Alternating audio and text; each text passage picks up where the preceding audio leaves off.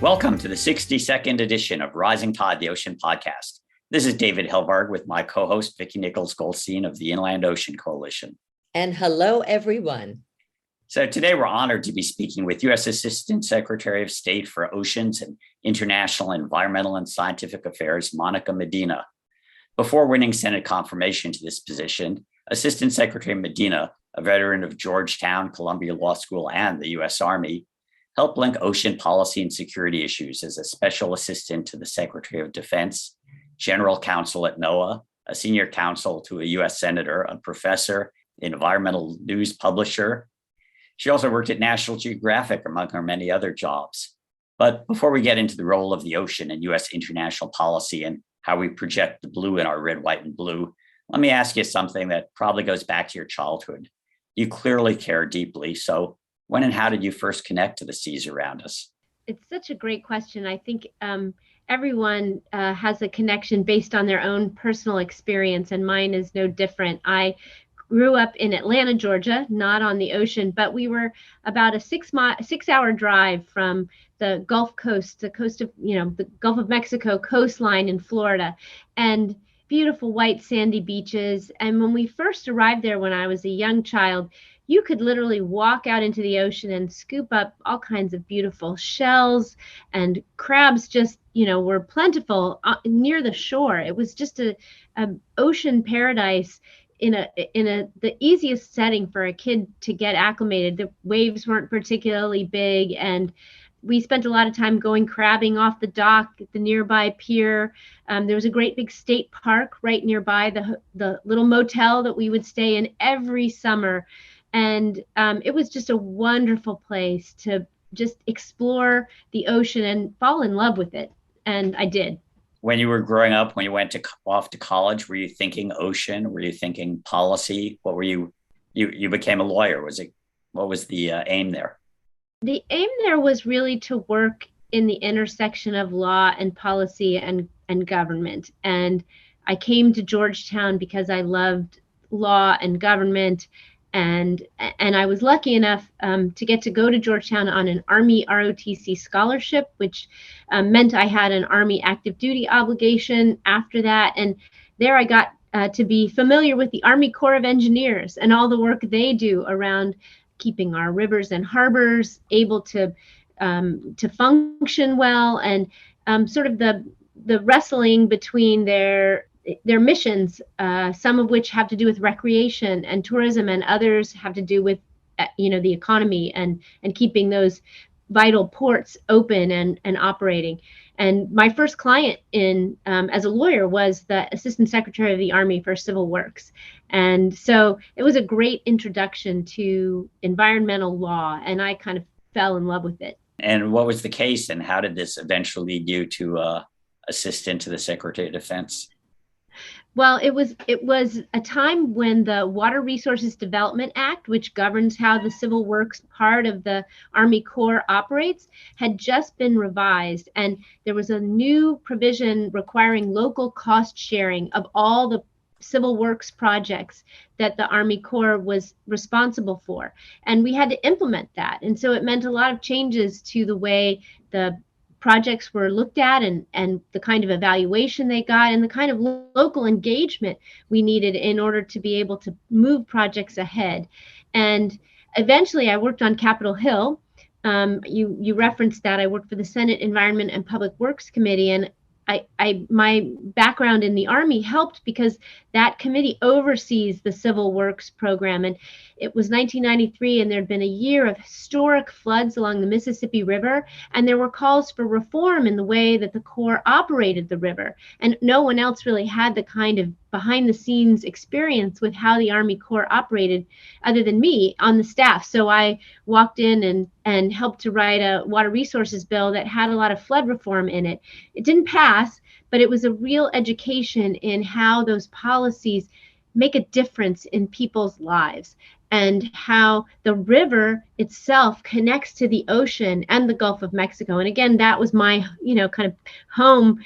When I was a kid, that was what I loved. So it all felt very organic to me to be a part of this, the legislative process after having been part of the the executive process and the Corps of Engineers operations and how they made their policies. Yeah, and that policy component, along with law and then, of course, the science and understanding how things work, are so critical for getting things done, not only, in the nation, but specifically in DC and the White House, with all of the agencies. So what a great background. That is very, very cool. It's just been a really amazing ride, I have to say. My career has spanned a lot of years here in Washington, and from my time in the military, in the Pentagon as a baby lawyer, as I say, all the way to now, to having this position, having been confirmed by the Senate, having the chance to work on these global issues at a moment that's so critical, and where oceans have sort of come of age. The ocean issues were pretty underappreciated when I first started in NOAA back in the 90s in the Clinton administration, and we helped to put on the first ocean conference, a domestic one, around the World Ocean Day in 1998. And that also elevated ocean issues in the domestic sort of landscape. And we had lots of cabinet secretaries there. President Clinton, Vice President Gore, and First Lady Hillary Clinton all attended the conference in Monterey, California. And I was there. It was so exciting. It was a moment, wasn't it? As a young person working in the Clinton administration, I was so proud to get to be a part of that evolution of ocean issues and bringing them more and more into the public domain. And Leon Panetta was there at that first Ocean Summit in Monterey and helped establish the Monterey National Marine Sanctuary. In the new century, you helped identify several things. One is the link, partly from your military background, the link really between a healthy ocean and our national security. And maybe you can talk a little on that. It's amazing the things I've gotten to be a part of in my time in and out of government. So when I worked for Secretary Panetta, we did some traveling around the world, and one of the trips we took was to China, and we met with now President Xi Jinping. He was the vice president then, and a good part of our discussions were around issues of fishing and fishing vessels, and it was a real eye-opener about the problem of illegal fishing, which has grown and grown since then. And so now in my current job, we hear about this a lot when we travel around the world to coastal countries who are being, who are really feeling the pain of illegal fishing in their waters, taking away some of their very vital food supplies at a moment when we're already seeing food insecurity growing. So that is a security concern. It's food, and food security are not just because people are, need the food for eating. It's because it can create conflict when they don't have enough. It creates migrations, and it really destabilizes places. And so it's been a real eye-opener, and that illegal fishing problem is something I worked on after I left the Obama administration. I helped to start a program at the Center for Strategic and International Studies, CSIS, a very big defense think tank, looking at illegal fishing and ocean insecurity, the things that are happening on the high seas that were sort of out of sight, but not really out of mind. If you're a laborer on one of those illegal fishing vessels, often you're being very much taken advantage of or abused in those situations. There's a huge problem with human rights violations on these illegal fishing vessels. Again, another thing that destabilizes countries. So we've been working on this a lot in my new job, and we just recently at the UN Ocean Conference began a new coalition, an alliance of countries trying to work on this illegal fishing problem. It's a global problem. No country can solve it on its own. So we've started to work together with several countries, including the United Kingdom, Canada, Iceland, Japan. The list is growing already. What would be the actual plan to try and rein in the IUU, what many people call pirate fishing? There are several things we need to do. Right now, there are lots of holes in our global system for catching illegal fishing vessels. We don't have a really good handle on them once they leave our waters and go out into international waters, or sometimes they skirt jurisdictions by moving from countries to countries' waters. They know how to evade us. So we need to close our net around them much more. One of the things, there are three things we want to do. The first thing is to increase transparency, to make it required for all fishing vessels, not right away, but eventually get them all in sight so that we know where they are. Right now, they don't really have to have transponders turned on at all times. They can turn them on and off at will, and that means we can't really track where they're going or what they're doing. We need greater fishing transparency. Second thing we need is greater data sharing and information sharing about the vessels and which ones we think might be doing things illegally. And if we could share this information more easily among countries, and we could figure out where the vessels are actually flagged or where the beneficial owners are located, we could actually, pull them in much closer and try and figure out how to stop those vessels and get them out of the water. And the third thing we need to do is use some of our current legal authorities to better enforce. If we have more transparency, we have better data sharing, when one of those illegal fishing vessels eventually pulls into a port, we could potentially interdict it there based on a treaty called the Port State Measures Agreement. But we need more countries to join that. So again, if we can use the authorities we have and expand the number of countries that are participating in those kinds of authorities that allow us to take fishing vessels into custody or take the fish away that's been caught illegally, if we can increase our cooperation around information about the vessels that are we think conducting these illegal activities, and if we can have better transparency so that we know which vessels are fishing legally and which ones aren't, I think we'll have a much better system. We're just starting, but I think if we focus on these three areas, we can do a much better job. A follow-up question would be that a lot of industrial overfishing isn't pirate fishing.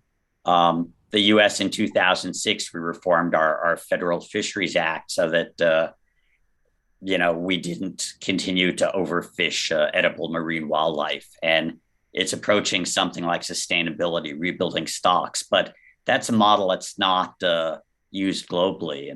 And how do we address not just pirate fishing, but overfishing in general, where it's legally supported by many countries? I think there's a growing call for that. It used to be thought of that the ocean was sort of too big to fail. And I think we now see, as stocks are dwindling, particularly valuable ones, more and more countries are interested in better management.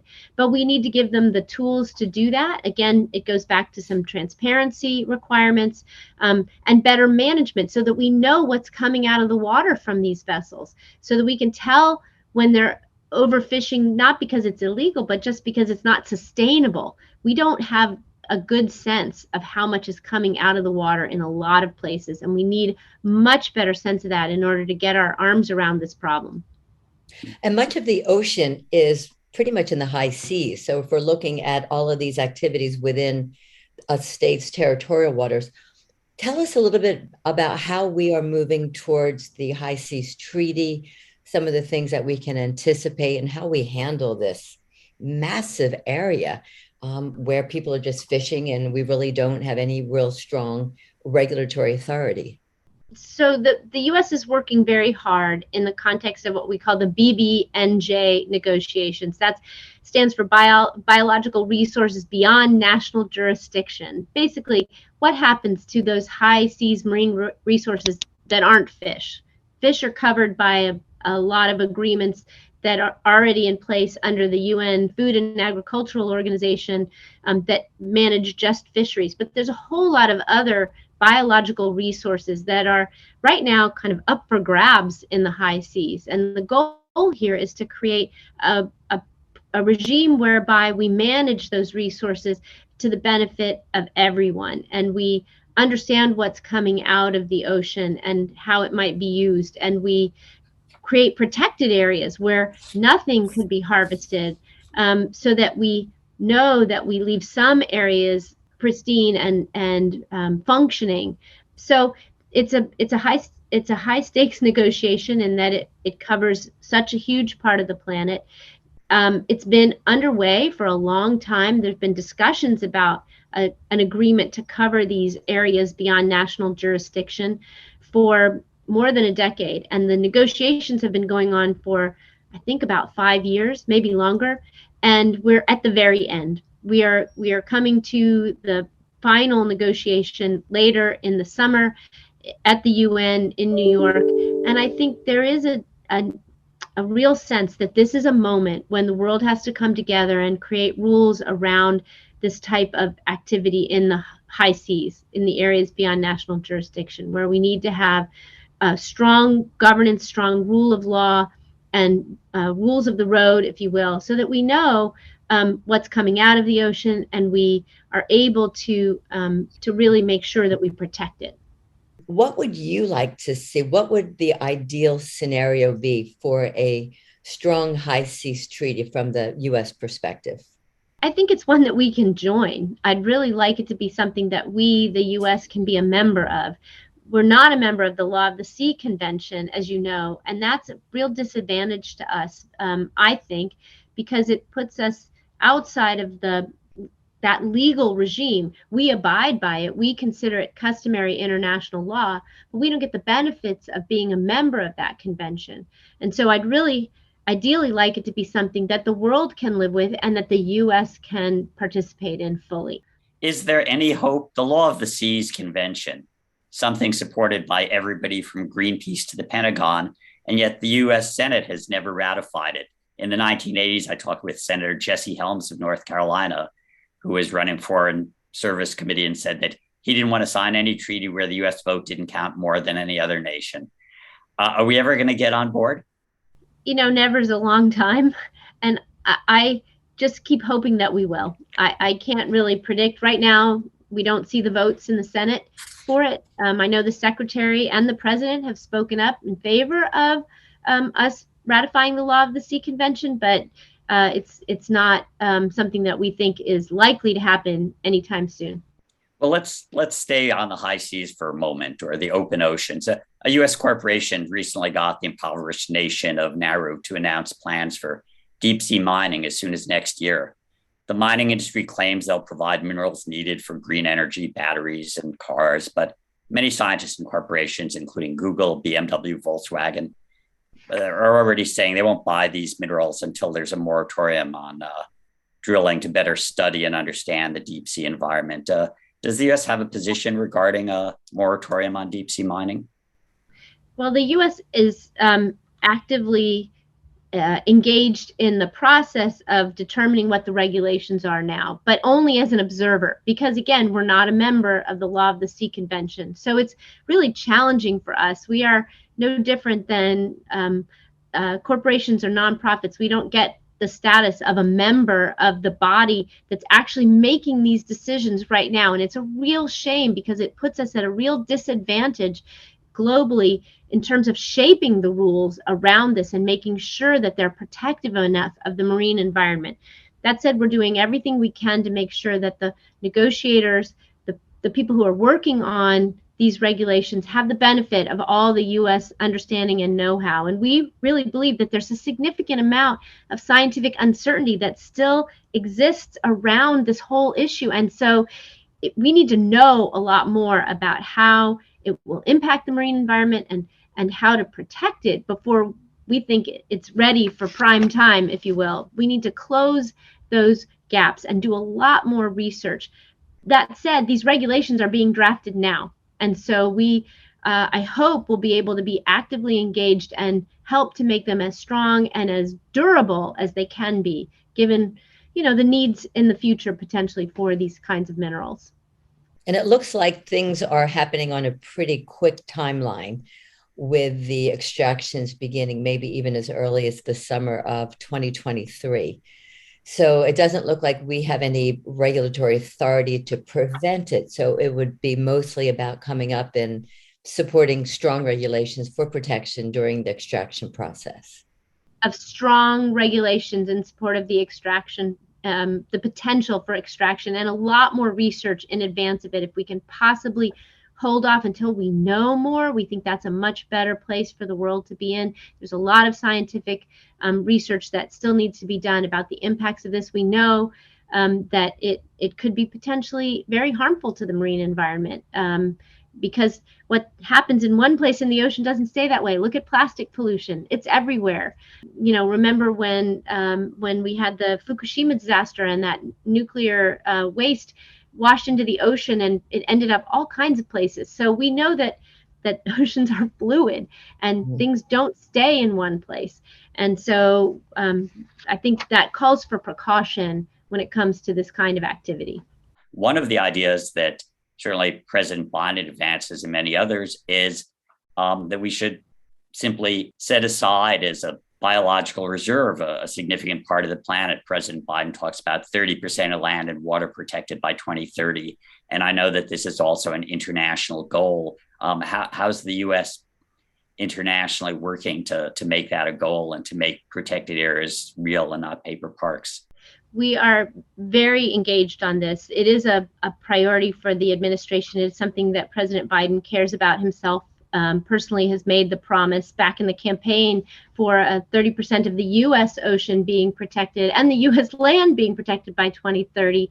And we want to help other countries do the same thing. So we've been working to try to help other nations reach that 30% goal. Right now, one of the things we need to do is help them find a way to finance this kind of long-term protection. So we recently signed a memorandum of understanding with the countries of Colombia, Ecuador, Panama, and Costa Rica that created something called CMAR, which is a corridor for marine protection in the Eastern Tropical Pacific. It includes the Galapagos, and they're trying to create a World Heritage bioreserve among these 4 protected areas that are connected biologically.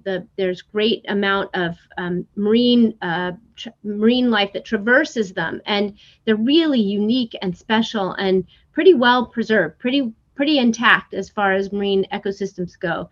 And so we're hoping to help them by doing this. Colombia and Costa Rica, several of the countries have now reached their 30% goal because of creating this reserve, which is wonderful. So that's the kind of thing the U.S. is doing. We're going to try to help them protect them so that they're not paper parks by helping them do that kind of illegal fishing enforcement that we think will keep those illegal fishers out of the protected areas.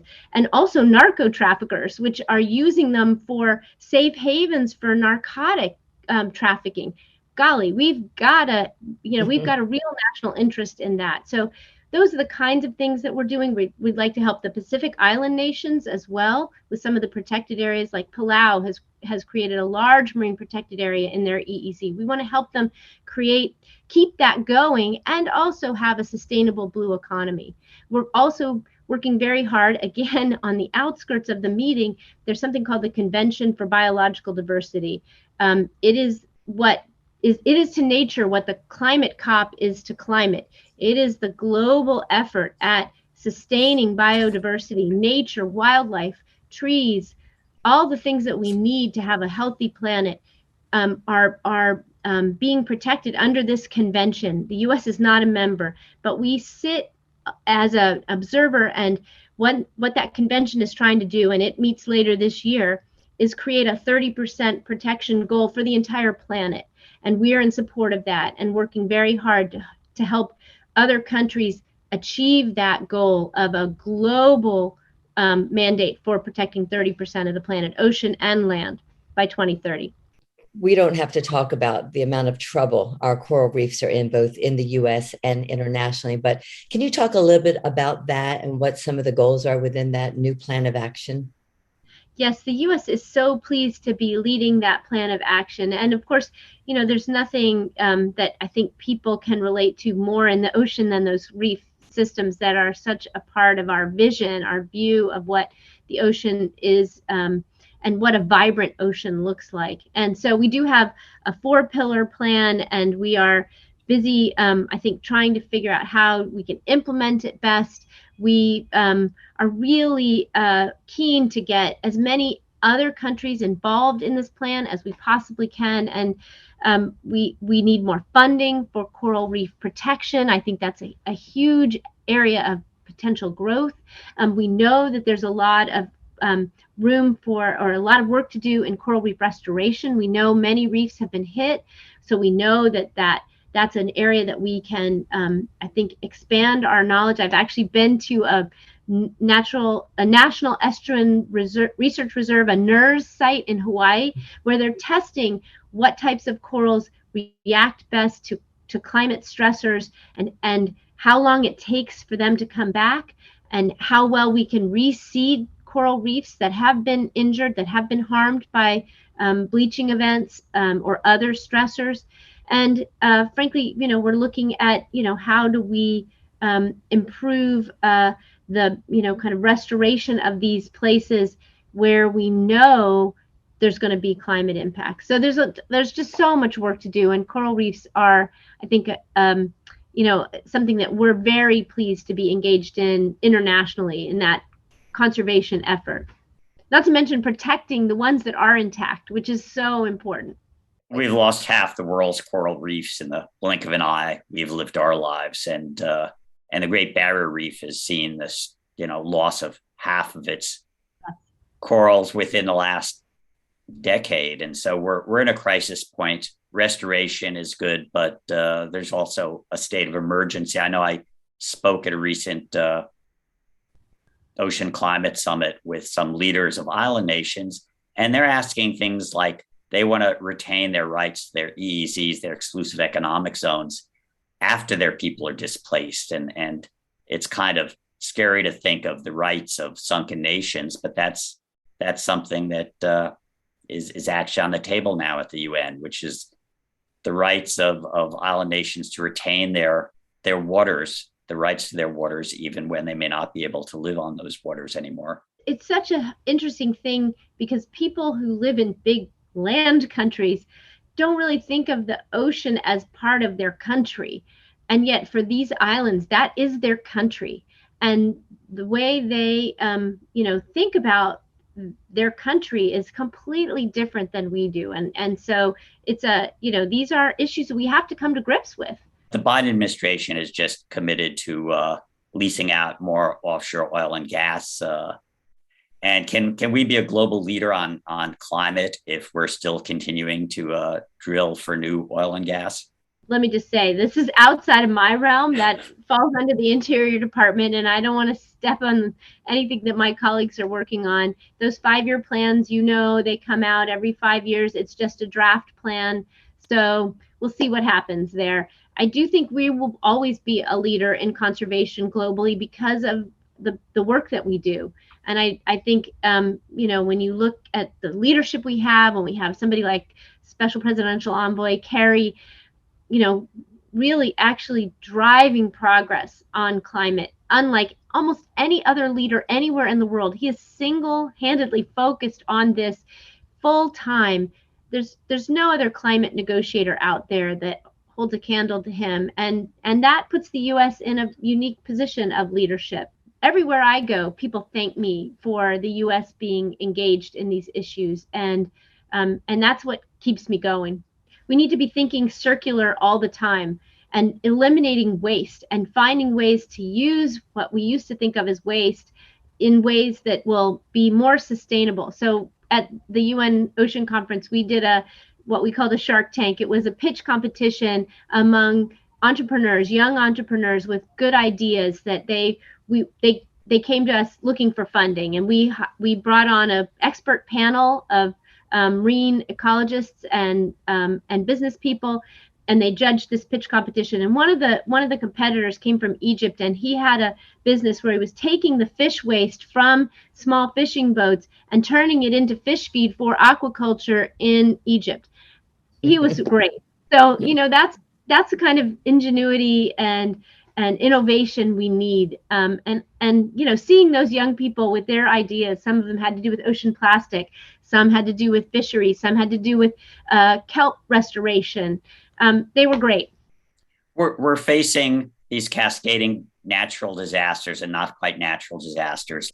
And at the same time, we're seeing the traditional disasters like, war. And I wonder how the Russian invasion of Ukraine, for example, is impacting your ability to deal with ocean issues collaboratively around the high seas or the polar regions, or just how much that disrupts the ability to address the issues you need to address?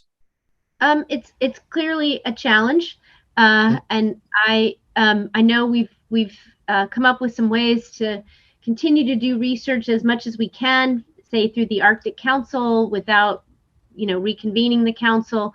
We are thinking about the ways to move ahead in lots of fora, despite the fact that we have this war going on, this terrible war that we decry everywhere we go. Every time we go to a UN meeting, we make sure to say that we are opposed and strongly believe that this is just a terrible thing. And we have a group of people in the bureau here that are working to actually assess the damage from the war in Ukraine, to look at the environmental harms being done. Both there are some in the ocean, but a lot of them are on land, and assess the environmental damage so that they can make a reparation claim that would fully account for the environmental harms being caused by the war. So we are engaged at lots of levels in dealing with the impacts of it, and it is always on our mind, but we can't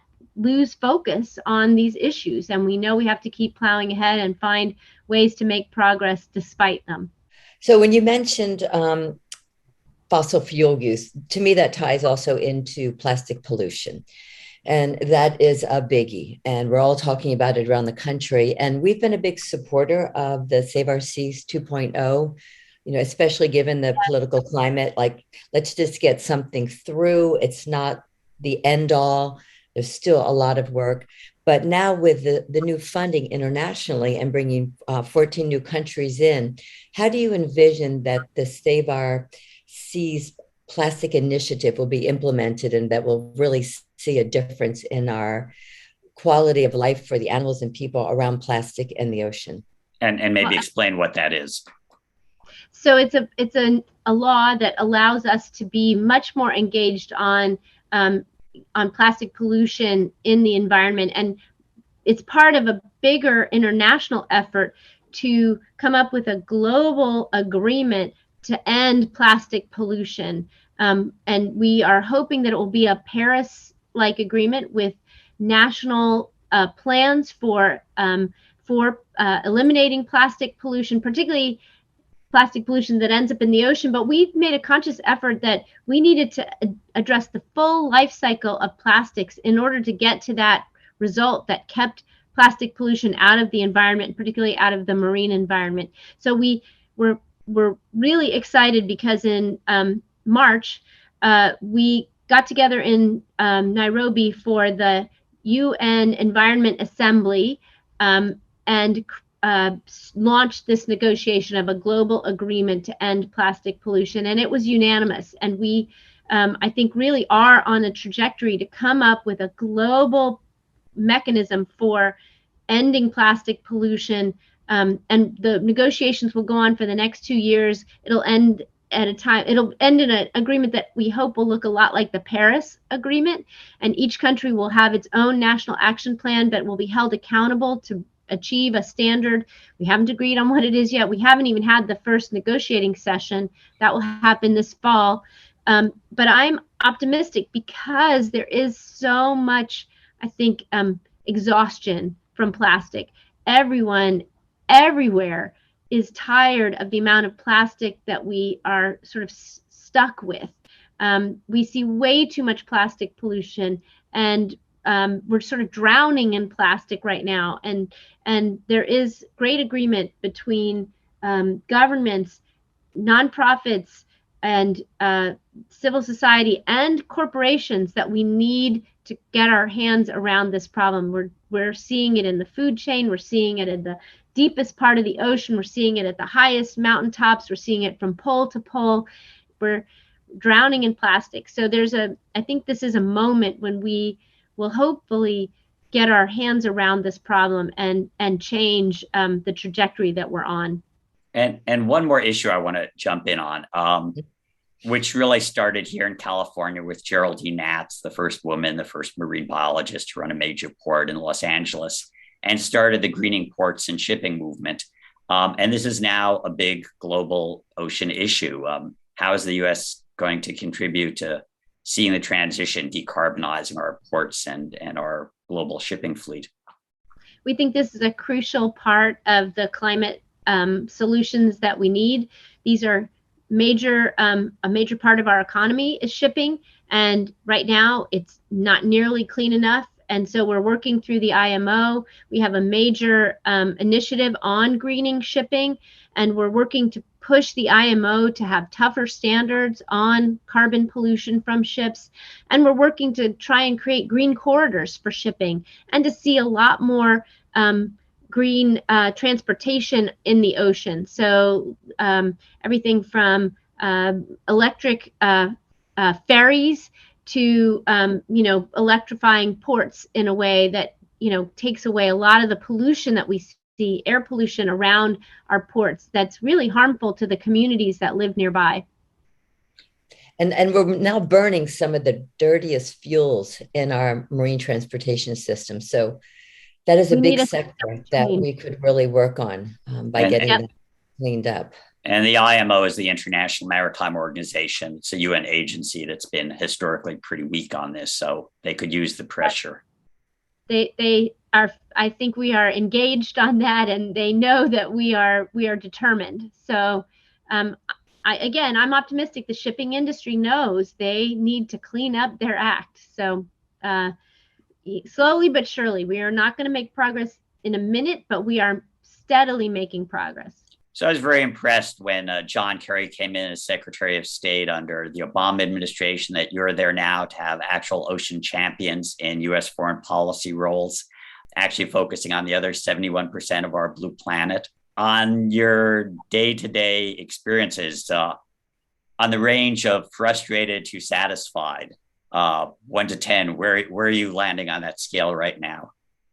Gosh, I'm never satisfied. If you know me, I think if we achieve something, then we've got to find the next thing. I think that is the nature of being in this environmental world, because to the extent we're finding progress, we're also doing things that we know might have impact. So you can never say, oh, we got it all solved.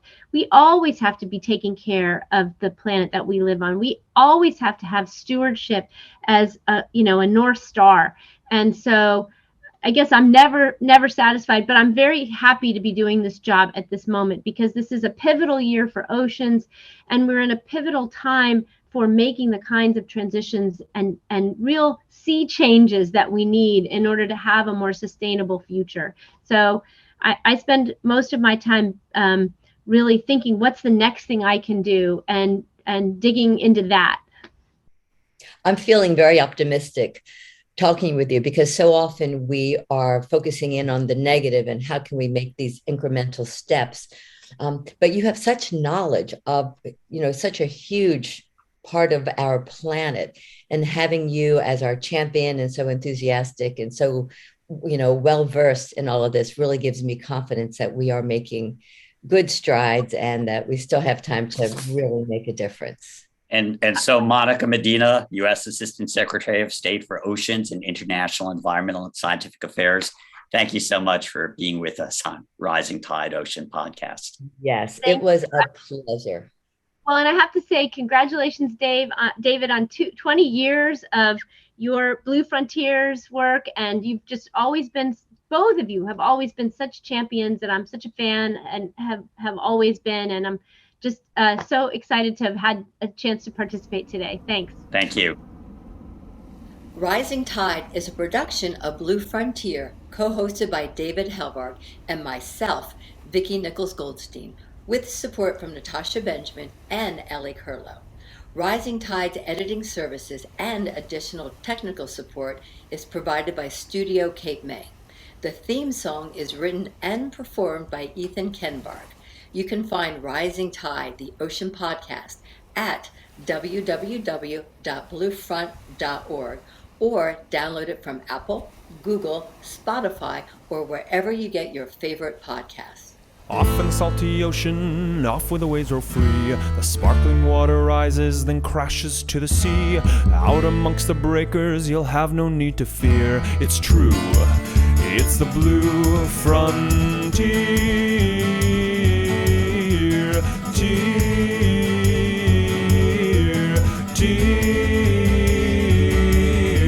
Off in the salty ocean, off to the blue frontier.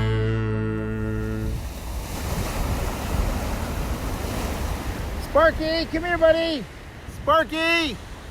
There you are. Good boy, Sparky.